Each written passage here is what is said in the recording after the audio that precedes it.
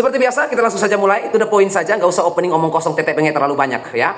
Hari ini spesial, pertanyaan yang masuk dari teman-teman kita peternakan ya, teman-teman peternak. Saya mohon maaf karena video ini saya tidak akan membahas soal dunia pertanian, teman-teman di dunia perkebunan pertanian, mohon maaf sekali karena numpuk pertanyaan tentang kandang yang bau dari teman-teman kita peternak ayam, peternak kambing, peternak domba, peternak sapi dan lain sebagainya.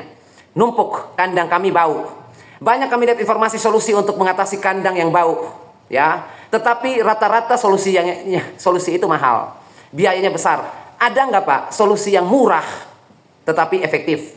Ada dua, saya kasihnya dua, murah efektif. Kalau mahal apa ya? Banyak. Kalau mahal Bapak Ibu bikin saja gedung tingginya 4-5 meter, pasang blower di bagian atasnya, selesai. Bikin tampungan untuk kotorannya, nggak akan mungkin ada bau. Tapi biayanya ratusan juta, iya kan? Itu simpelnya gitu. Tetapi yang murah, saya kasih dua. Bisa Bapak Ibu mulai mencatat ya. Yang pertama, yang paling murah, kapur kalsium karbonat. Kerjanya nggak sedahsyat pengapuran pada bagian kandang atau bagian kotoran yang lembab atau menumpuk. Itu kan yang bikin bau. Pengapuran itu kalau misalnya kita kasih yang paling murah itu kalsium karbonat ya, batu kapur. Bisa, tetapi dia kurang efektif.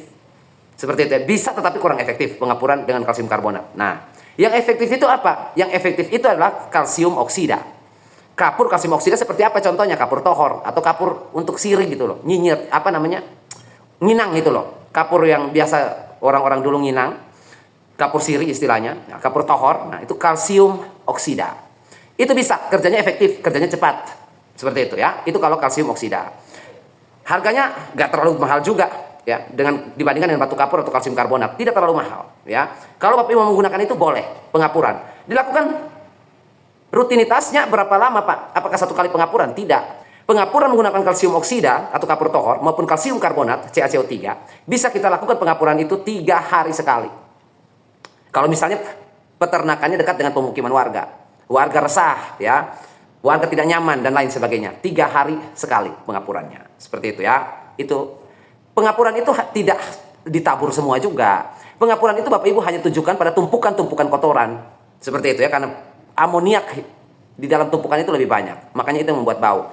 Amoniak ya, atau penguraian di usus hewan yang tidak sempurna, ditambah lagi dengan bakteri pembusuk, itu yang menyebabkan aroma tak sedap atau yang kita kenal dengan bau busuk. Pengapuran dilakukan di situ 3 hari sekali. Opsi kedua yang murah, Bapak Ibu bisa menggunakan dekomposer ya, bakteri pengurai, mikroba pengurai ya. Apa saja? Kalau Bapak Ibu mau bagus, ada 2. Yang pertama M4 berapa? M4 peternakan. Nah, produknya seperti ini. Ini bisa digunakan.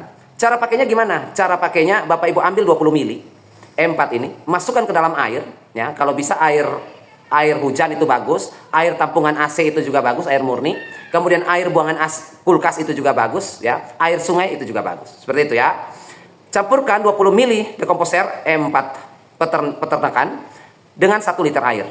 Pakai molase, tidak perlu lagi pakai molase, langsung saja campur. Lalu sudah bisa Bapak Ibu aplikasikan untuk penyemprotan di area kandang yang ada kotorannya. Semprotan paling banyak ya pada tumpukan-tumpukan itu. Kerjanya berapa hari? Kerjanya bisa dia langsung kerja ya sebenarnya itu. Dorman, dia bangun langsung kerja. Kerjanya itu kisaran berapa tuh? 13, 14 hari, 12, 13 hari. Sudah selesai itu. Nah, Pak, kalau kita semprot sekarang, otomatis 12-13 hari baru baunya hilang. Ya, kalau semprot sekarang. Tetapi penyemprotan itu berkala. Dan kotoran itu juga jatuh dari si hewan kita atau dihasilkan oleh hewan kita juga tiap hari kan. Jadi Bapak Ibu semprotkan 3 hari sekali ya. Dia akan mencegah bau di tanggal 14. Misalnya tanggal 1 Bapak Ibu semprot.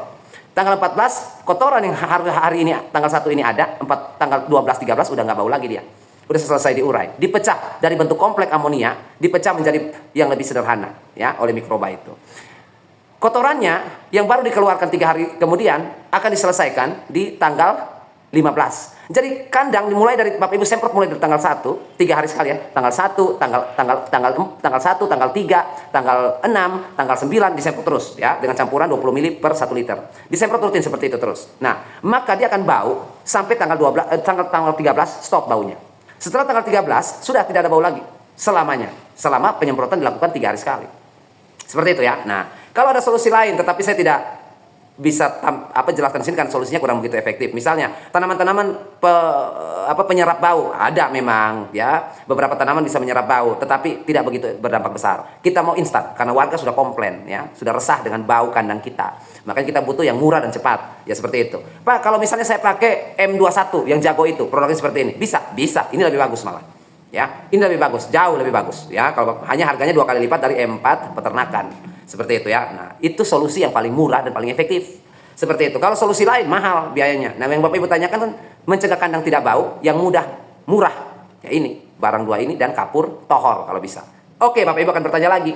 Pak, bisa nggak kombinasi antara penyemprotan dekomposer, bakteri pengurai untuk mencegah pembusukan oleh bakteri? Jadi gini kerjanya. Saya jelaskan sedikit ya. Kenapa kita perlu dekomposer ini atau bakteri pengurai? Karena bakteri pengurai dan bakteri pembusuk itu beda. Seperti itu. Yang membuat bau kotoran itu adalah bakteri pembusuk. Makanya bau, busuk. Seperti itu kan tugas bakteri pembusuk yang membuat busuk. Sedangkan bakteri pengurai, dekomposisi, dia mengurai. Mengurai itu artinya memecah.